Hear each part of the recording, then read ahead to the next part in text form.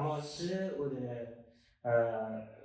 Asiatic சொசைட்டியில் ஒரு ஒரு ஒரு சைல்டை பார்க்குறதும் ஒரு வெஸ்டர்ன் சொசைட்டியில் ஒரு சைல்டை பார்க்குறதும் பார்ப்போம். வெஸ்டர்ன் சொசைட்டியில் அது ஒரு இண்டிவிஜுவலாக பார்ப்போம். ஈஸ்டர்ன் வேர்ல்டில் பார்க்குறப்போ, ஈஸ்டர்ன் சைட் ஆஃப் த வேர்ல்டில் பார்க்குறப்போ அது வந்து ஒரு ஃபேமிலியோட கலெக்டிவ் என்டிட்டியாக தான் பார்க்குறோம். ஒரு குழந்தை இப்போ அதனால தான் இந்த பரிபாலனை பண்ணி பராமரித்து அது பால் பேசி காட்டி அதுக்கு வந்து ஒரு ஒவ்வொரு பருவத்துக்கும் ஒரு பாட்டெல்லாம் பாடி நம்ம பெரிய ஆளாகணும். ஸோ இங்கே வெஸ்டர்னில் வந்து அப்படி கிடையாது. அது அவங்க வந்து தெரிஞ்சோ தெரியாமலோ அதை இண்டிவிஜுவலாக பார்த்ததுனால இந்த இதுக்கு அவங்களுக்கு கன்வீனியன்ட் ஆயிடுச்சு.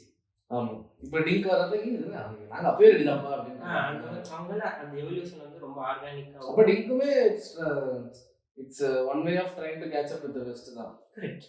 அதான் நான் சொல்லுவேன், இது வந்து நிஜமாலுமே உன்னோட ரேஷனல் மைண்ட் கொடுக்குற அவுட்புட்டா இல்லை கல்ச்சுரல் கன்ஃபியூஷனா அப்படிங்கிறது தான் என்னோட கொஸ்டின்.